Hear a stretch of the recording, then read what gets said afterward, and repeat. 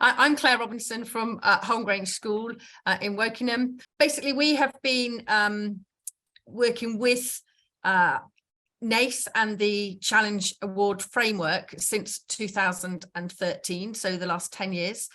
And I want to really talk about what the award has done for us as a school. We initially took the decision to use the framework because we wanted to raise expectations of our teachers and our students, but also the perceptions about what we were about as a school. Staff needed to be given the confidence and the support and the development to focus on teaching and learning and teaching to the top in order to raise the standards for them all. And I needed an external framework that would help me gain, help the team, the staff really gain a common understanding of what this meant. So we looked at the review of the teaching and learning, and it started off with challenge, and hence this particular slide here. And that has now become a common thread throughout the school. Challenge is actually part of the school's DNA. It's our core vocabulary, and it's what the staff and the teachers talk about. Just a little bit about us as a school, because we have changed as a school since in the last 10 years. We were a prep school. We are now a school that goes to 16. We are inspected by the Independent Schools Inspectorate, and our last inspection when we were a prep school was in 2015, and we were given excellent, which is the highest rating that you can get with ISI. And just before Christmas we received our next educational quality inspection, which was our first as part of being a school to 16. And it was great to be recognised for the work that we're doing with the challenge and the support that the students are getting, and how they operate in the classroom, and how the teaching again challenges the children in the classroom. We have a wide spread of abilities in our school, and we do have several children with SEN, as you can see, we're in proportion to the number of students in the school, but also a lot on the register, because we've changed how we identify them and what we identify them for. I want to really look at the what difference and the impact that the Challenge Award has had for us as a school on three different areas: on the staff, on the pupils, and on the culture of the school. Because it provides us with an integrated whole school approach to the pedagogy, and the impact that it's had on these three areas, I think, has been quite substantial. For us, the working with the Challenge Award framework gives us that framework to work in, which fits in very well with the school development plan, and it has to be part of the school strategic plan. But to build the culture in the school, you have to get that buy-in from staff. You have to empower staff. You have to have that regular review, and to remember to celebrate. And I do think the framework helps you celebrate what you're already doing as well. And I do think that that's a really important part of it. But it's a really good recipe, the Challenge Award framework, for self-evaluation. As I mentioned, we started off with staff, and because to make this happen, you've got to get that buy-in, and you've got to get staff working with you. When we started in 2013, we looked at that we would need to be looking at leadership and management. So element 1, we needed to look at teaching and learning, element 3, and professional development, element 4. As part of our performance appraisal, our leader for MAGT was given an objective to actually work towards, to help the school work towards the Challenge Award framework, and was given that over 2 years to be able to support us as a school and to support the team.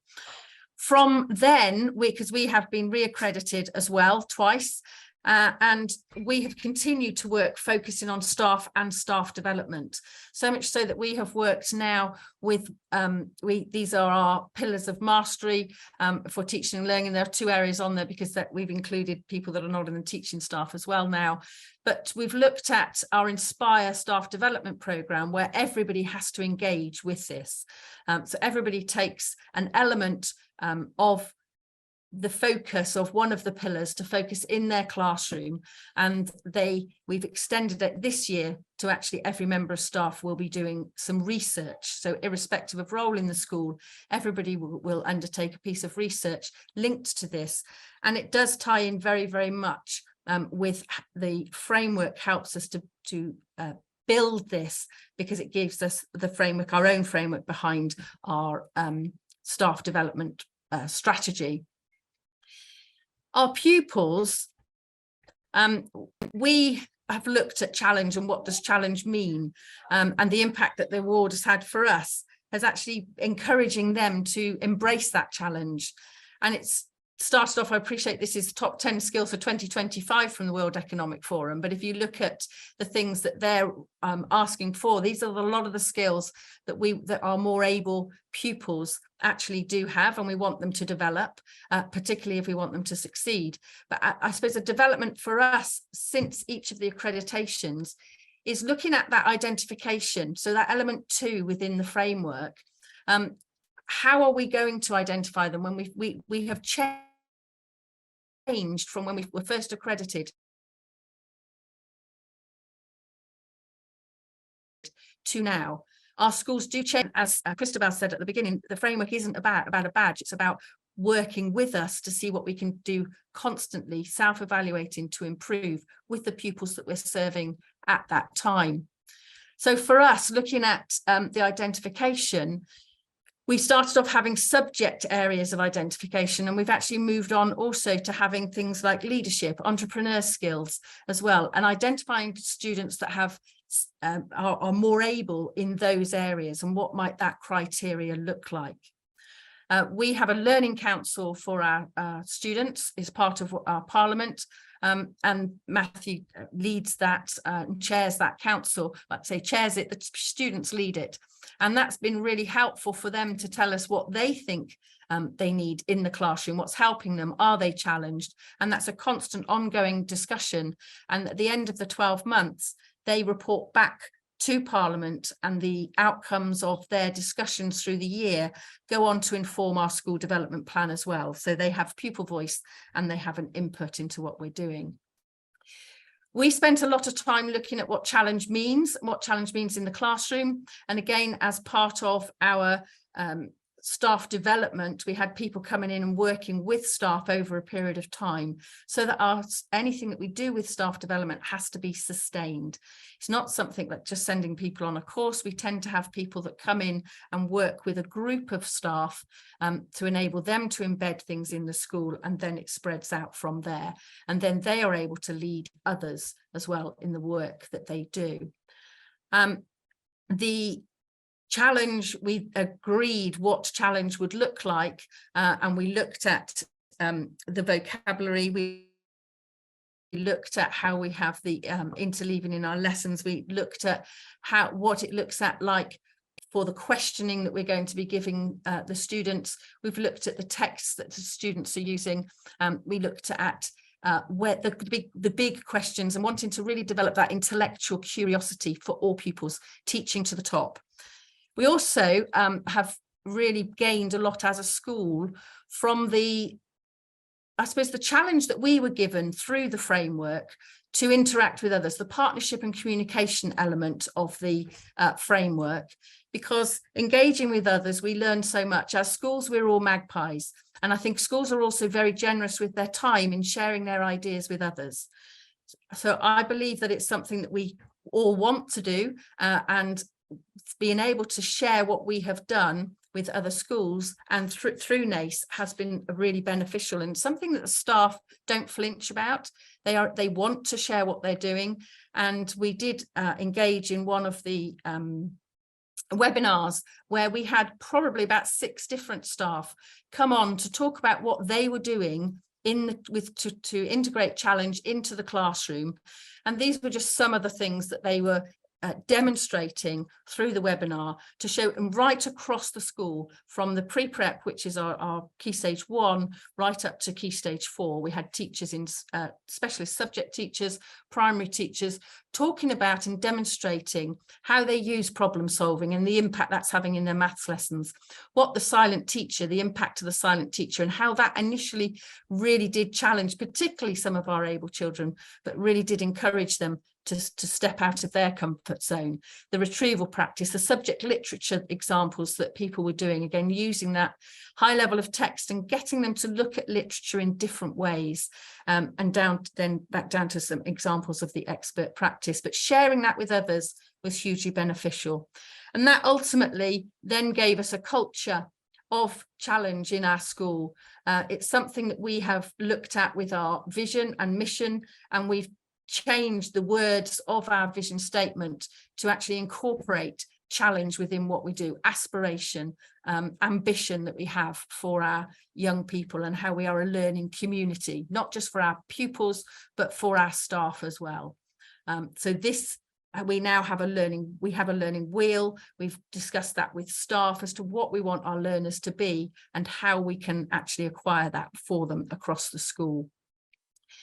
So to get that culture, you have to get the buy-in from the staff. And for us, that was through the commitment through continued professional development.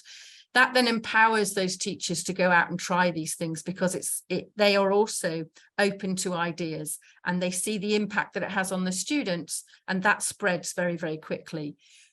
We have to be reflective, and we do have a reflective community that are constantly looking to see what they can do to improve, and they're aspirational with those high expectations. But it also just has to be, as we said, authentic. Back down to it being, I suppose, it's not about a badge. We're not doing this for the accolade. We're doing it because it's the best thing to do for the students, and the teachers want to improve as well. So they want to improve their practice for the benefit of the students. So this just gives some idea about what we were looking for and what we would define as scholarship. What does that look like? And these are all the things that we felt scholarship would look like within our school, but that also then makes that part of the culture. It has to be back to being within the DNA. So what next? Where are we going as a school now? Will be working towards the NACE Challenge Ambassador School accreditation. We have been a NACE Hub school, and we have also worked with delivering courses for the more able leads, and two of our more able leads, one of them since the period, I've had 4 more able leads since we started our first accreditation. One of them has gone on to become a head, and the other has gone on to become a local authority advisor. So that development that they've got from it also through using this as a structure has been really beneficial.